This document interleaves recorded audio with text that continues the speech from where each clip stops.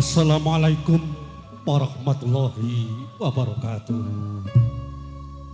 A'udzubillahi minasyaitonirrajim. Bismillahirrahmanirrahim. Alhamdulillahirabbil alamin wa binasta'inu ala umuri dunya waddin. Wala haula wala quwata illa billahil aliyyil azim. Amma ba'du. Katenteman kabejan kawin kabagas warasan. Mugi tansah sumandha kajiwa kasarira sagung priagung kakung sumawana putri. Nuwun kunjuk dumateng ngersanipun para punden, para pinisepuh.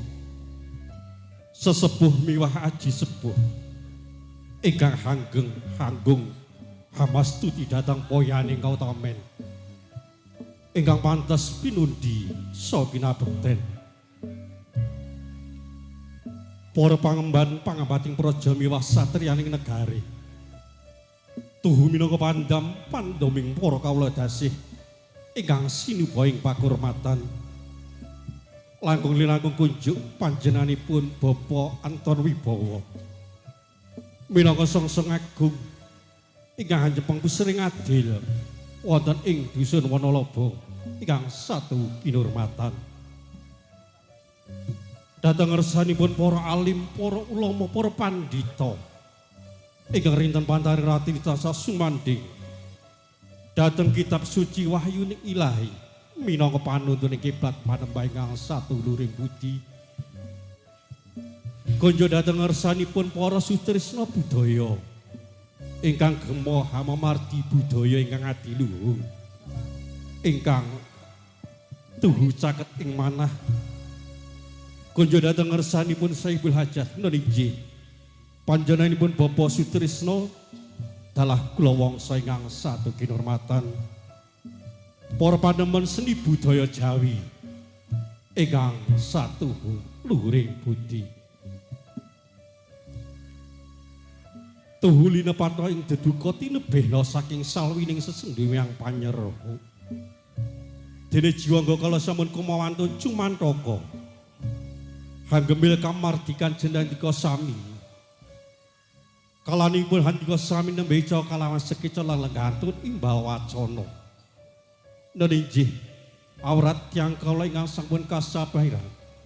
Cindhe puspita nugraha saking para kadang-kadang KMBU Karya Budaya Indonesia. Ingkang pun sarirani panjenenganipun Raka Mas Budiono dalah pun sesepuhi panjenenganipun Bapak Jojon Tuparno. Saderengipun ngaturaken wilujeng dalu. Sugeng pepanggihan kula sakata. Kanca-kanca saking KMBU Karya Budaya Indonesia.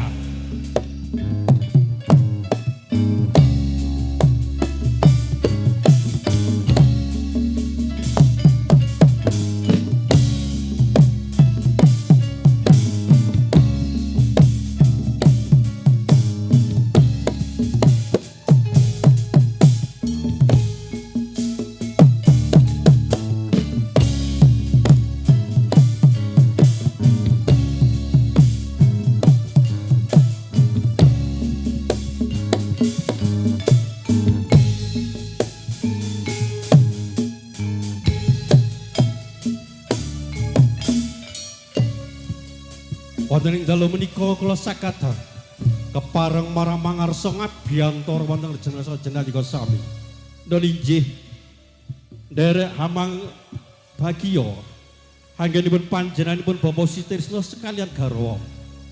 Nulinggih hamala krameaken ingkang putra-putrinipun ingkang sesilihipun Taufik Effendi Atmojo panjenenganipun Bapak Sutrisno ingkang sampun kasembadaning sedya jinatukrama kalian panjenenganipun Adik Dwi Susanti ingkang putra panjenenganipun Bapak Tuparno ingkang mijil saking laladan Dempel Giri Rejo Ngablak. Awit saking menika kala sakadang derek dedonga mugia pinanganten sarimbit anggenipun badhe lelomban wonten ing madyaning bebrayan agung tansah kalis ing sambikala tebih saking waran rupida temah dados keluarga ingkang sakinah mawaddah tuwin warahmah.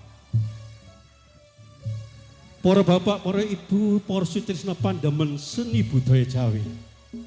Wonten ing dalu ingkang sae menika keparing sedya saking kanca-kanca KMBU badhe aturaken sapéraning tari ingkang sampun samekta ing gati wonten ngarsa panjenengan sami.